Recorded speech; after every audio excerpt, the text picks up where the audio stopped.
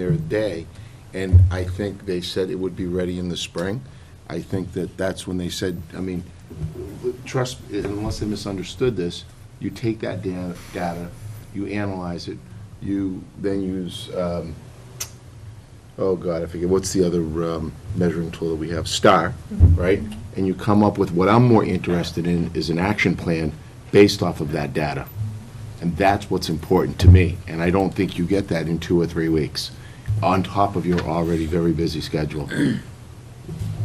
Thank you. Mrs. Sherman? Yeah, I am desperately interested to see how each school did, and how children with IEPs did. But I want to know what you're going to do with that data. Just dumping the data, I'm not in favor of. I'd rather hear, I'll use Michelle Ogier say, well, Pollard School did this, and through that data that we've had time to analyze, catch our breath, and analyze properly, we're going to do this and this and this on our action plan. That's, I think you need to give them a little time.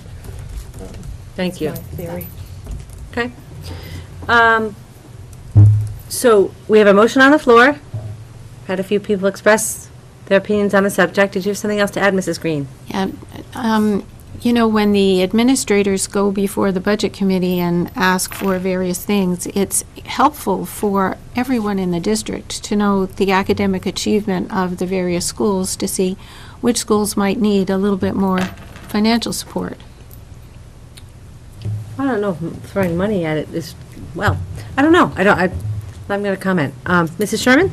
So if we need more tables for the library in Sandown, what's that got to do with academic achievement, how the Sandown kids did on the test? They need the tables, period. May I respond? Certainly. So there's also a question personnel that is controlled by the budget committee, or should be, if they were doing their job. I mean, Well, let's not disparage. Let's not. No, I think we're done here. That's it. We know that's disparaging. There's no need for that kind of comment whatsoever. I'd like to move the question. Can I apologize on behalf of the board? I'm offended. Thank you. The Budget Committee is doing an outstanding job. Mrs. Green's opinion is irrelevant to that. I apologize. They really should not be chastised by a board member in You don't public. need to apologize. All right, well, I'm just saying, they've done a great job, and they continue to do a great job. And we're meeting together on Tuesday, you know, to work together. Yep. You know, and so that is counterintuitive, counterproductive, and not helpful, Mrs. Green. I don't appreciate it. And I don't appreciate anyone I didn't give apologizing you on the my floor. behalf. I didn't give you Sorry, the floor. somebody has to do it. Mrs. Green, you're out of line. I did not give you the floor. I just ask for everyone to please respect how we do business here. I will let anyone speak if they simply ask the chair first. That's how we do business here, so that one person is speaking at a time, and so that everyone else on the board can give that person respect while they're speaking. Don't really want to have to ask it again. We're all old enough to understand the rules. Mr. Collins, did you have your hand up earlier? No. Okay.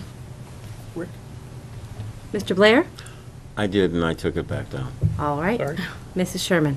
I want to thank Mrs. Michaud for the presentation and the district information. Well done. I really like graphs.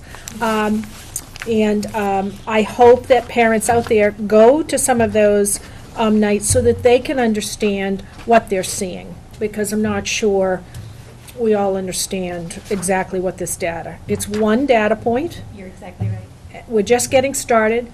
Everybody needs to take a breath, peace in the kingdom, and let us see where this test takes us, and see how that becomes part of the action plans. Mr. Sapia? Yeah, I don't see how getting this, that breakdown of the information, although I would find it very interesting. What is more important to the budgetary process in putting assets towards that would be the analysis and the action plan, and then you would be able to make a better assessment from a budgetary standpoint as to where we should put resources, if we need to reallocate resources or lend additional resources to that. So I think this is more of a process than it is a quick fix, because we want to make right decisions. All right, thank you. Can I state one more obvious point? You certainly can. Single point of data. This is not the only data that we use to make decisions about staffing, to make decisions about materials, to make decisions about programs. Single point of data.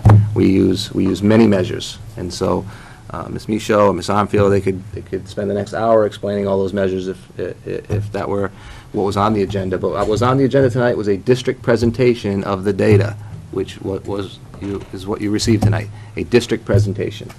And so giving the school-wide, the opportunity for them to work with schools and provide the data when that's appropriate, that makes the most sense, instead of an illogical approach where we just dump a bunch of data and it doesn't really mean anything. So I appreciate that. So thank you.